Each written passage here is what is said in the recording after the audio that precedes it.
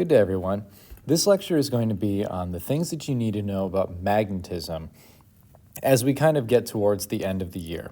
So this unit has been compressed. It is a little shorter than some of the other ones that we've done, but magnets are an important part of what we use in everyday life and things that we study in science and physics. And so I want to go over at least the basics to get you kind of an idea of what magnetism is, how it works, and what are the things that you should know about magnets by the end of an introduction to physics course.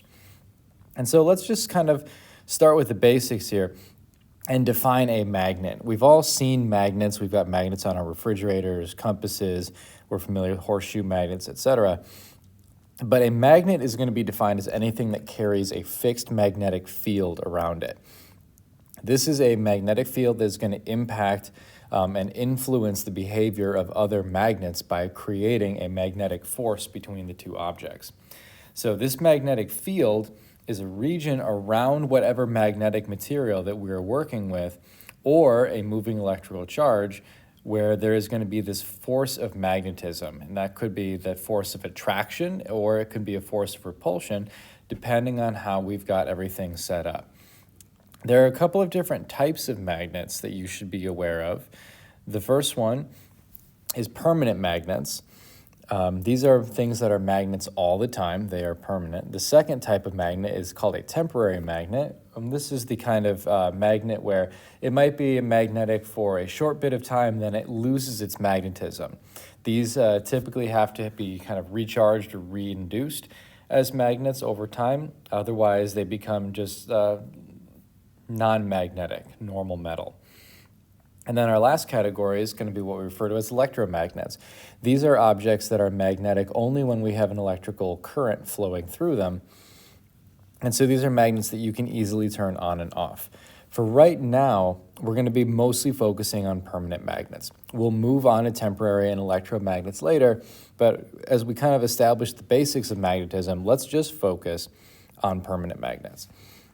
So the first property of magnets that you should know is the kind of things that they are made out of. So not all metals are going to be magnetic. If we are going to create a magnet, it has to include at least one of three different metals. And those metals are iron, nickel, and cobalt. So those are our three kind of main magnetic metals. And as long as our material includes one of those three, we can create a magnet out of that object.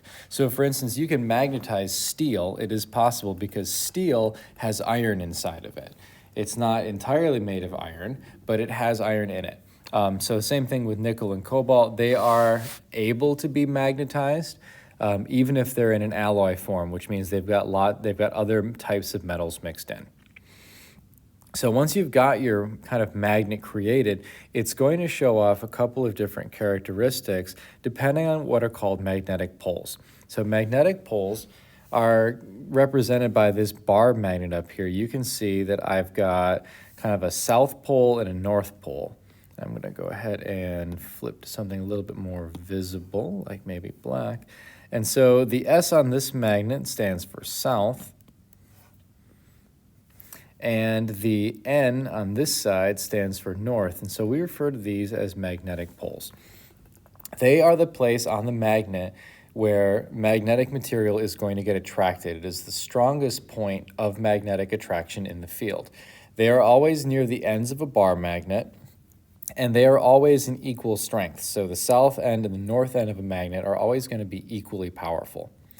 And like I said, this is where your magnet is going to be the strongest. If you wanted to find the weakest point in a magnet, that's going to be towards the middle. This is basically neutral. And so if you want to think about it in terms of kind of a spectrum, you've got your strongest south connection here and your strongest north attraction over here. And as you go from one side to the other, it gradually becomes weaker and weaker until we get to the 0 point right here, and then it becomes stronger and stronger as we head towards the other pole.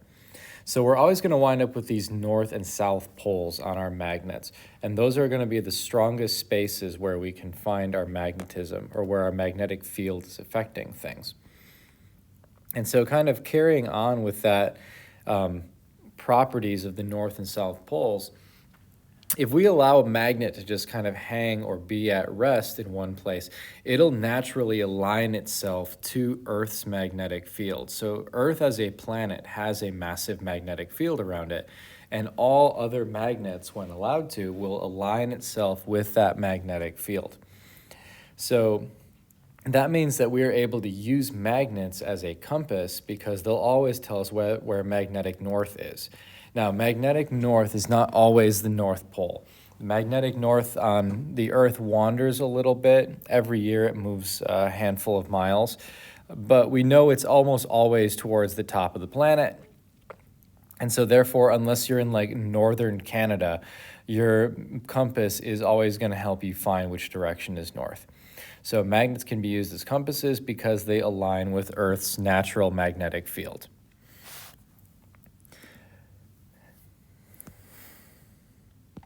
And let's see if we can go. There we are.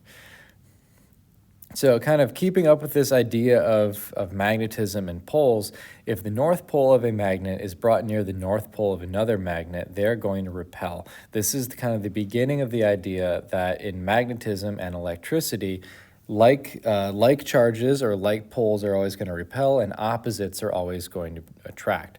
So if I have a north-north, they're going to repel. If I have two south poles, south-south, those are also going to push away from each other. They will repel. But if I have a north end and a south end and you get those close together, they are going to attract and they stick together. And so if I had to kind of summarize this as being kind of the easiest way to do it, it's this one right here.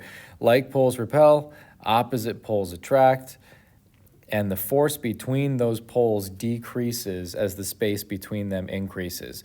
And what that means is that the magnets, the power of repulsion or attraction gets stronger as they get close to each other. So it's not a linear scale. Magnets don't have the same strength everywhere that they are. They get much, much stronger as they get closer and closer together. So that's kind of the attraction and repulsion side of magnets that we're working with.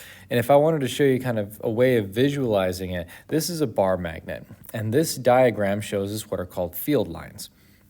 And field lines are how we can kind of map the magnetic field around a magnetic object. And so one thing that I want you to notice is that there are some arrows on this thing, and I'll kind of highlight those arrows right here, there, and there. And those arrows show us that our magnetic field line is always traced from the north side to the south. So we're always going to go from north to south. There we go. The other thing that you'll notice on this field is that there are some places on the diagram where the field lines get really bunched up, and there are other places where the field lines are kind of spread out. So if you remember just a couple of minutes ago, I told you that the weakest part of a magnet is in the middle. And if I look at the distance between the lines where I've got it circled, where those arrows are, there's a good chunk of distance between all those lines. But if I take a look at the poles, like the north side and the south side of this magnet, you'll see that all of my field lines kind of come together all in one place. This is going to be where the strongest magnetic field is. So kind of backing up that idea that I had earlier, or that I told you earlier, with the ends or the poles are going to be the strongest part of the magnet, you can see why once you create a magnetic field diagram like this. You can kind of see exactly where the strengths are and how the lines get further and further spread apart towards the middle, so that's where the weakest part of all of this is. So that'll give you some ideas about kind of the basics of magnetism. And the next section that I want to do then is called magnetic induction. Induction is kind of a fancy phrase for how we make magnets. So if you're looking for kind of the easier way of doing this, magnetic induction describes the process of kind of building magnets. And so I want to give you one example. Let's say that I have a south-north magnet. This is a bar magnet down here with some iron nails and steel paper clips. And if you stick them all together, you'll notice that you can kind of build these little chains. And if I have a north side of my magnet right over here, you'll see that this end of the paperclip becomes south, and then north, south, north, and we get these alternating patterns of south and north sides just kind of going back and forth. Now, what they are made, or what your material is made out of in this case, makes a difference. You'll remember we talked about permanent magnets and temporary magnets. Materials such as iron and steel can be attracted to magnets because they themselves become magnetized. And so I can create these kind of temporary magnets as soon as I bring another magnet close. And even if it wasn't magnetic before, it becomes a magnet. And so that's why the nails and the paper clips will stick to each other, is because they have become magnets because I put a stronger magnet nearby.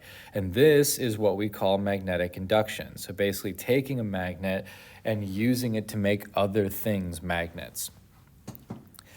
And so we get these alternating patterns of north and south that form.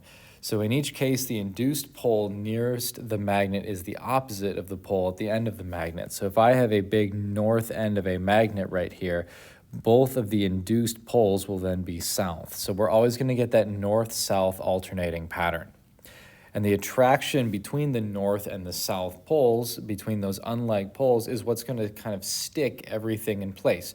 Remember, we can't have like poles next to each other, they will repel. And so if we've got things that are sticking together, that means that we need to have kind of that north-south pattern that you'll see.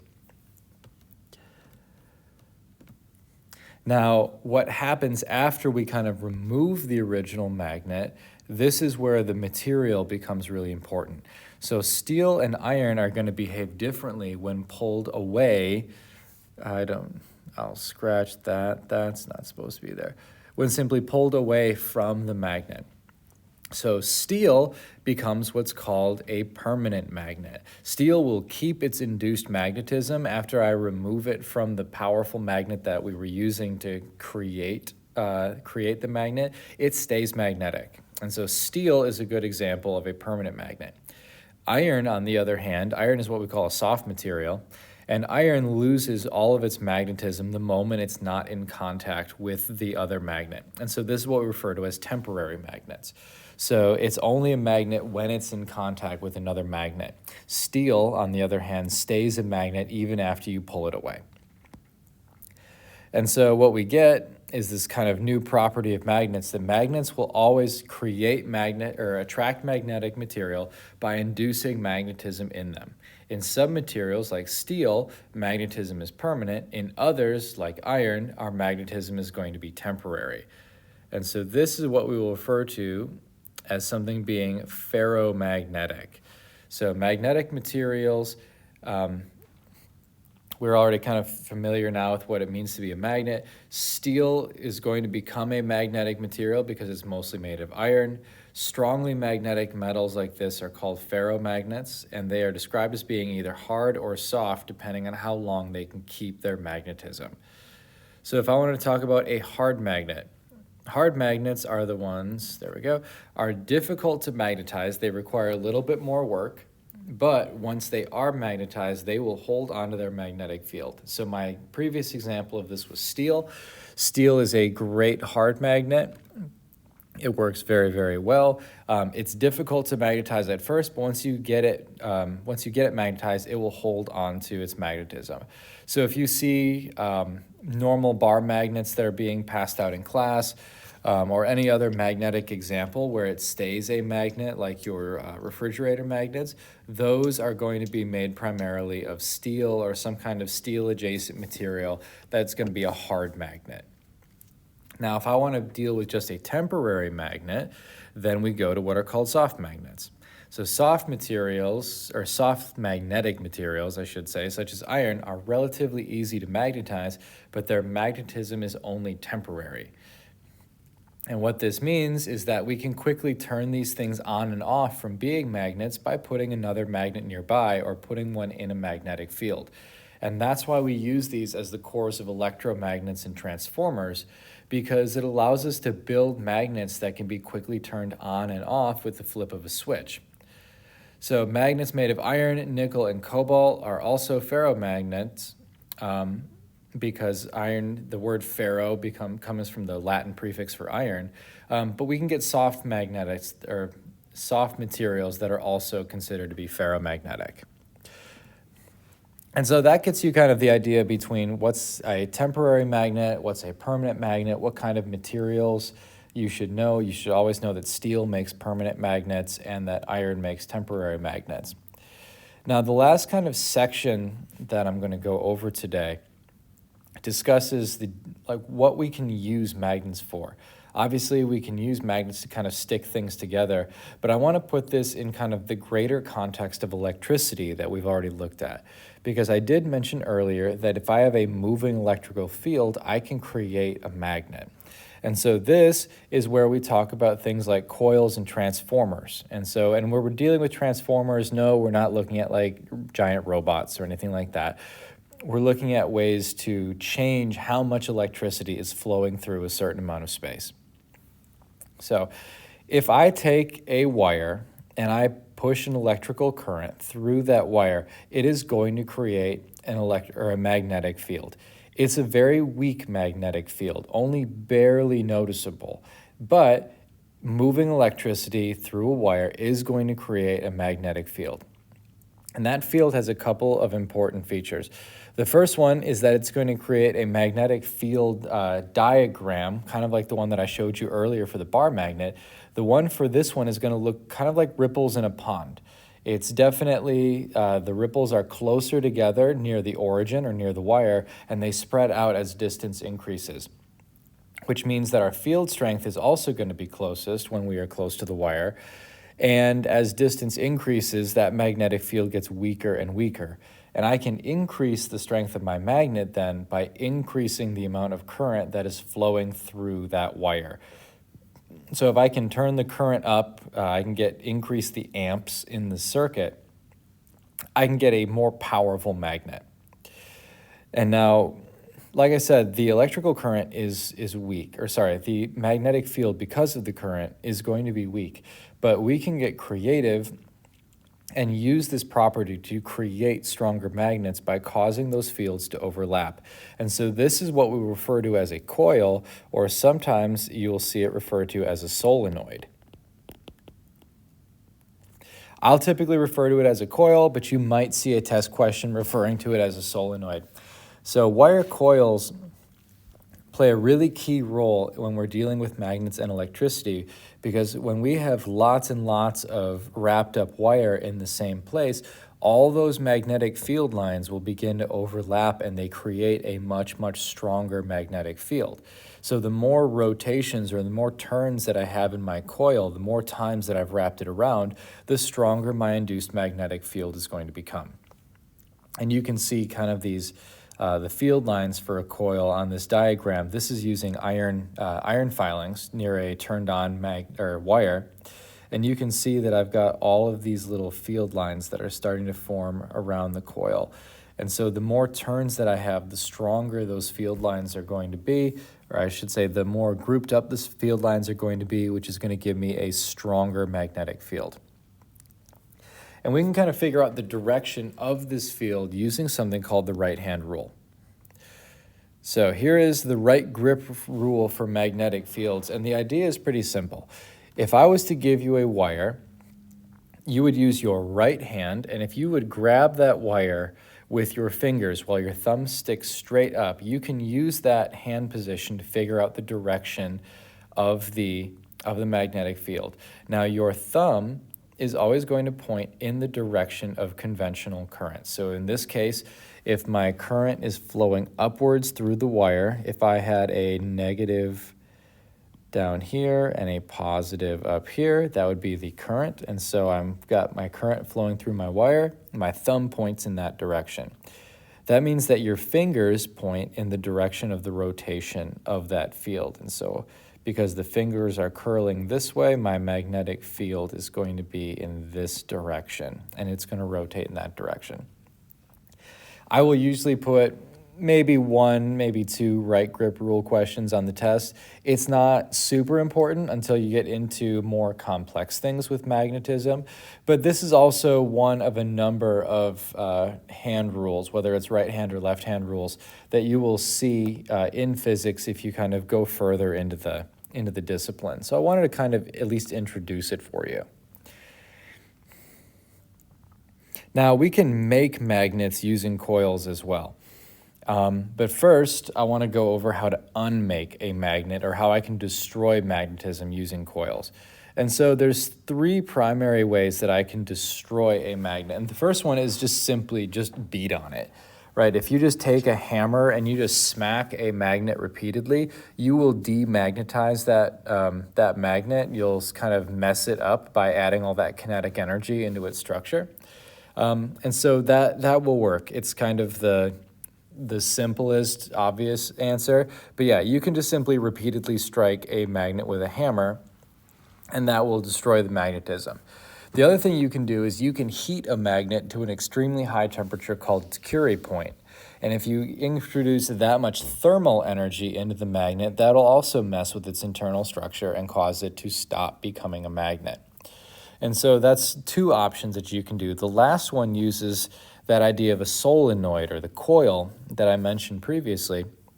If you hook a solenoid up to AC, or alternating current, what happens is the direction of the magnetic flow changes many times per second, and any magnet that you put inside of that solenoid is going to get its magnetic field disrupted.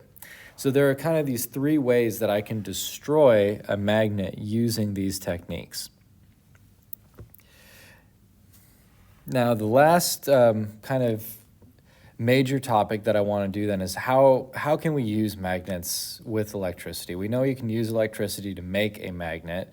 We know that wires overlapping wires can create these magnetic fields, but it also works in the other direction. I can use magnets to create electricity, and that's where we're going to see that induction word again. We talked about magnetic induction, being able to use a magnet to create other magnets. If I use induction with a wire, I'm going to be able to create current in a wire. So if a magnet is moved into a coil of wire, voltage is induced across the ends of that coil. And so I might get a positive and negative voltage across the two ends of my coil here. If the direction of motion, or the polarity of the magnet, is reversed, that'll change the voltage. And so if I was getting a positive 6 volts in one direction, if I rotate my magnet, or if I move the magnet in the other direction, I might get a negative 6 volts. And so the direction of that voltage is also going to be tied to the magnet and how it's moving relative to the solenoid. And so what we get is this idea that electromagnetic induction occurs if the magnetic field is moving, or if the magnetic field is stationary and my coil is moving. So as long as I've got a magnet and a coil and they are moving relative to each other, I can create electricity. And this is what you'll see in major power plants, is that you're often using something to rotate a bunch of magnets really quickly next to coils of wire, and that induces that level of electricity. Now, let's say that I wanted to create a large amount of electricity, like I was running a power plant. All right, I can change the size of that induced voltage, or the amount of volts that I create, by either increasing the speed of the movement, the strength of the magnetic field, the number of turns in my coil, or I can create a total area of the coil that's going to be experiencing that magnetic field. So any of those four options will allow me to create kind of a stronger pull on my magnet. Now, sometimes you've got too much energy, and this is going to be the last topic for this lecture, is what happens if I've got too much voltage and I need to kind of turn it down. And that's where we get this idea of something called a transformer. So transformers change the amount of voltage in an alternating current circuit. If you were to go outside and look next to the road, you'll see the power lines that go above your house or near your house that carry electricity over long distances. The voltage in those power lines is just insanely high. If it was to ever be going directly into your house would basically spontaneously light on fire. So before that voltage that's in those power lines can go and power the gadgets in your house, we need to do what's called stepping it down. And we need to reduce that voltage so that it's not dangerous. And so sometimes you'll see those, they look like buckets on the side of power poles. Those are what we refer to as transformers. And how much voltage changes by is going to be proportional to the number of coils in that transformer. So let's say I do have Here's my power lines. I am not doing very well in the art department today. But let's say I've got my power lines. You'll see these the little round buckets up top. Those are the transformers. And what they do is they step down the voltage. They reduce the amount of voltage before it goes into your house. There's your house. It's a whole lot safer this way, and it allows us to transmit energy over very, very long distances using high voltage, but then kind of just changing it at the end. Now, our transformers, we need these to be able to kind of turn off, turn on, or be able to not have permanent magnetism. And so again, we're going to go ahead and use iron because iron is a temporary magnet.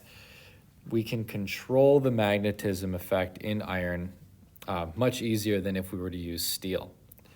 Now, there's one equation that you will need for this section, and here it is. So this is what I refer to as the transformers equation. This is pretty easy. The one thing that I will note is that we've got a couple of designations. We've got secondary and primary. And so that's going to show up as these little s's and p's in the equation. And what we're going to do is we're going to say that the ratio of voltage in the secondary coil versus the voltage in the primary coil is going to be equal to the number of turns, or the number of times that you wrap the wire around itself in the secondary over the number of turns in the primary. I'll go ahead and erase this because you need to be able to see it. There we go. Here's your primary coil. And so the ratio is always going to be kind of volts versus turns, and it's always secondary over primary in the equation.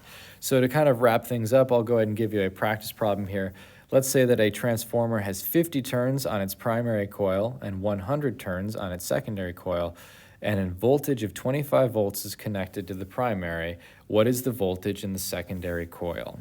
So I know that my voltage in secondary divided by voltage primary is going to be equal to my number of turns in the secondary divided by my number of turns in the primary. And I know most of these things. So a transformer has 50 turns in the primary coil. So this will be 50. And it has 100 turns in its secondary coil. So this will be 100. I'll go ahead and get rid of these because I now know what they are. And an alternating voltage of 25 volts is connected across the primary coil. Good, I know that I have 25 volts in my primary coil. And so I wind up with basically x over 25 is equal to 100 over 50. If I wanted to make this really easy, I would go ahead and say, all right, let's get a common denominator here. And so I'm going to have 2 times Vs over 50 is equal to 100 over 50. And so I know that 2 of the voltage is going to be equal to 100. And so 1 voltage in my secondary coil will be equal to 50. And I have my answer.